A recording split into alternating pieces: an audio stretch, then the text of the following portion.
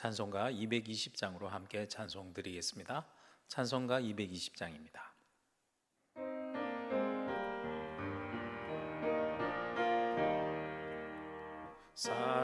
사랑하는 주님 앞에 형제자매 한자리에 크신 은혜 생각하며 즐거운 찬송 부르네.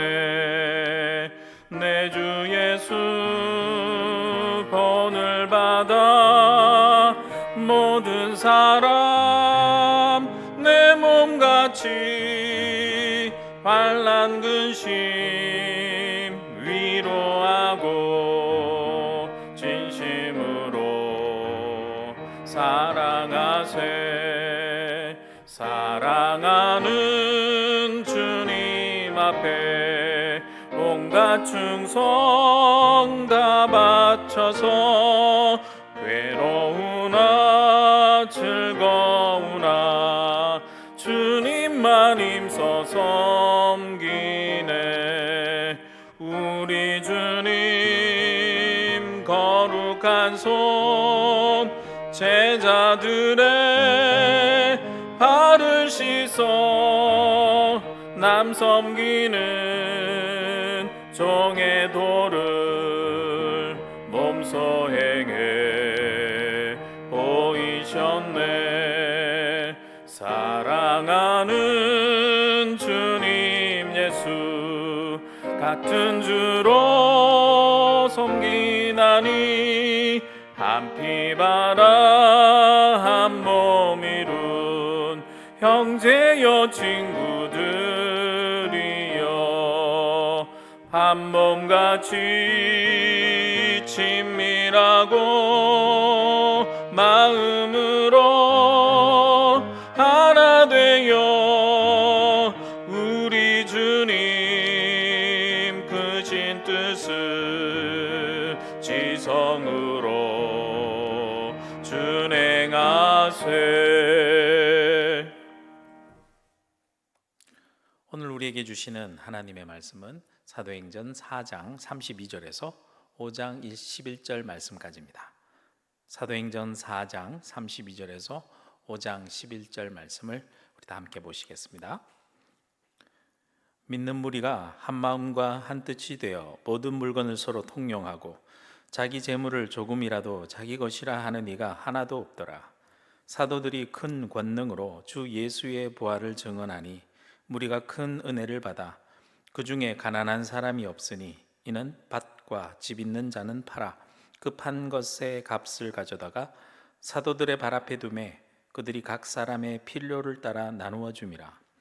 구브로에서 난 레위족 사람이 있으니 이름은 그들이 일컬어 바나바 번역하면 위로의 아들이라 하니 그가 밭이 있음에 팔아 그 값을 가지고 사도들의 발 앞에 두니라. 아나니아라 하는 사람이 그의 아내 삽비라와 더불어 소유를 팔아 그 값에서 얼마를 감추매 그 아내도 알더라.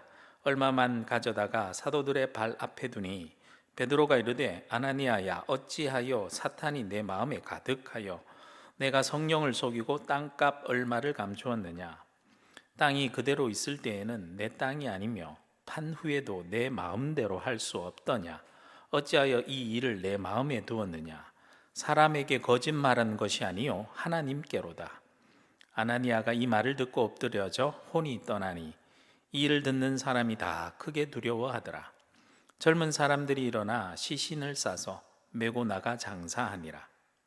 3시간쯤 지나 그의 아내가 그 일어난 일을 알지 못하고 들어오니 베드로가 이르되 그 땅 판 값이 이것뿐이냐 내게 말하라 하니 이르되 예 이것뿐이라 하더라. 베드로가 이르되 너희가 어찌 함께 하여 주의 영을 시험하려 하느냐. 보라 내 남편을 장사하고 오는 사람들의 발이 문 앞에 이르렀으니 또 너를 메어 내가리라 하니 곧 그가 베드로의 발 앞에 엎드러져 혼이 떠나는지라. 젊은 사람들이 들어와 죽은 것을 보고 메어다가 그의 남편 곁에 장사하니 온 교회와 이 일을 듣는 사람들이 다 크게 두려워하니라. 아멘. 오순절 베드로의 첫 설교 들은 이후에 수많은 사람들이 예수 그리스도를 믿는 일이 생겼고요. 초대교회 공동체가 생겨나게 되었습니다. 오늘은 이 초대교회 공동체의 모습이 어떠했는지에 대한 내용이 나옵니다. 오늘날에도 그러하지만 초대교회에서도요, 교인들의 헌신적인 모습으로 은혜롭고 아름다운 일들도 많았지만 때로는 좋지 않은 일들로 시험에 들고 위기를 겪게 되는 모습도 보여줍니다. 그래서 오늘 본문 말씀을 두 부분으로 나누어 살펴보겠는데요. 첫 번째 부분은 32절에서 37절 말씀까지 초대교회의 헌신적인 은혜로운 모습에 대해서 다루고요. 뒷부분은 5장 1절에서 11절 말씀인데 초대교회의 가식적인 일로 인하여 맞게 되는 위기에 대한 내용입니다. 먼저 첫 번째로 초대교회의 헌신적인 은혜로운 모습에 대해서 살펴보도록 하겠습니다. 성령 충만한 사도들의 사역에 이어서 성령 충만한 초대교회 모습이 어떠했는지 나옵니다. 32절 다시 볼까요? 32절 말씀에 보면 믿는 무리가 한 마음과 한 뜻이 되어 모든 물건을 서로 통용하고 자기 재물을 조금이라도 자기 것이라 하는 이가 하나도 없더라 라고 말씀합니다. 초대교회의 모습을 한마디로 이렇게 정리할 수 있어요. 한 마음과 한 뜻, 한 마음과 한 뜻이 된 모습으로 표현할 수 있습니다. 이는 초대교회의 내적인 모습과 외적인 모습이 어떠했는지를 잘 나타내는데요. 먼저 내적인 모습으로 한 마음이 된 교회였습니다. 오늘 본문 바로 앞의 내용은요, 초대교회가 박해를 당하는 상황 속에서 한 마음이 되어 함께 모여서 기도한 모습이 나오죠. 또한 그들은 경제적으로도 마치 한 가족처럼 한 마음이 되어 있습니다. 물건을 서로 통용하였고 자기 재물을 자기 것이라 주장하지 않았습니다. 34절 말씀해 보듯이 가난한 사람이 없었다고 하는데 그러면 부자들만 있었느냐? 전혀 그렇지 않습니다. 그 당시 초대교회 교인들은요, 사실 대체적으로 가난한 사람들이 많았어요. 그런데도 그들은 자신들이 가난하지 않다, 즉 부유함을 느꼈다라는 거죠. 성령 충만으로 말미암아 영적인 부유함을 느낀 이유도 있었겠지만 무엇보다도요, 그들이 한 마음이었기에 작은 것 하나라도 서로 돕고 나누면서 헌신적인 모습을 보였기 때문에 그러했을 겁니다. 또한 35절 말씀에 보면 자신들이 판 것을 사도들 앞에 내놓았다. 즉 이 얘기는 절대적으로 사도들을 신뢰했다는 것이었죠. 절대적으로 신뢰해서 그들에게 주었고 사도들은 그것을 또한 필요한 성도들에게 나누어 주었습니다. 성도들도 그렇고 사도도 그렇고 모두 성령 안에서 한 마음이었고요, 한 가족이었기 때문에 그러할 수 있었다라는 거죠.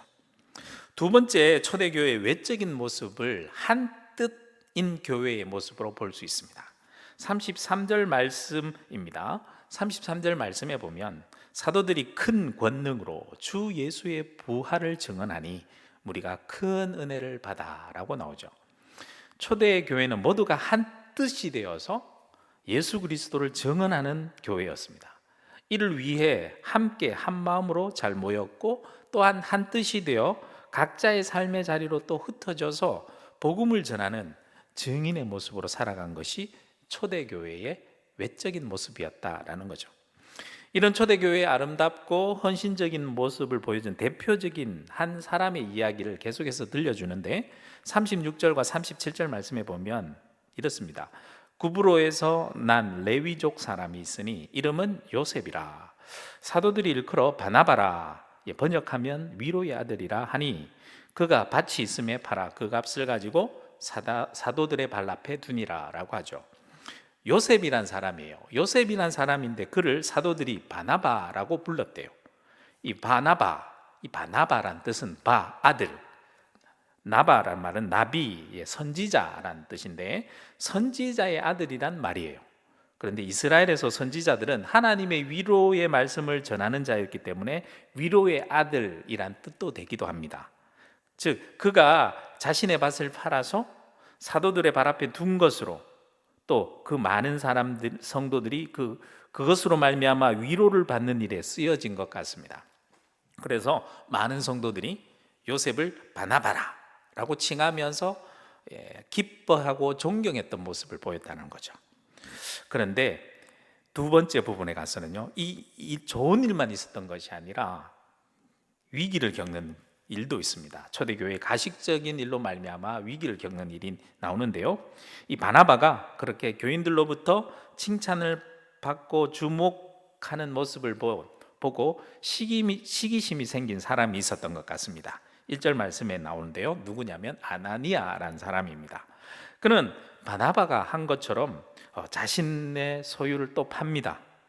하지만 그 모두를 사도들에게 가져가지 않고 그 중에 얼마를 아까워서 2절 말씀에 보듯이 얼마를 떼어서 감추어 두고 그 중에 일부만 사도들 발 앞에 두었습니다. 그리고 그것을 안에 삽비라도 다 알고 있다라고 합니다. 베드로는 그런데 이 사실을 다 알았던 것 같아요. 그래서 그에게 이렇게 말하죠. 3절과 4절 말씀에 보면, 베드로가 이르되 아나니아야, 어찌하여 사탄이 내 마음에 가득하여 내가 성령을 속이고 땅값 얼마를 감추었느냐? 땅이 그대로 있을 때에는 내 땅이 아니며 판 후에도 내 마음대로 할 수가 없더냐? 어찌하여 이 일을 내 마음에 두었느냐? 사람에게 거짓말한 것이 아니요 하나님께로다. 아나니아는 이 모든 일을 성령 충만한 마음으로 한 것이 아니라 사탄이 충만한 마음으로 하였습니다. 돈을 남긴 게 문제가 되는 게 아니에요. 자신은 모든 소유를 바쳤다고 거짓을 말하여 성령을 속인 것이 문제였습니다. 재물은 바치지 않아도 문제될 게 없어요.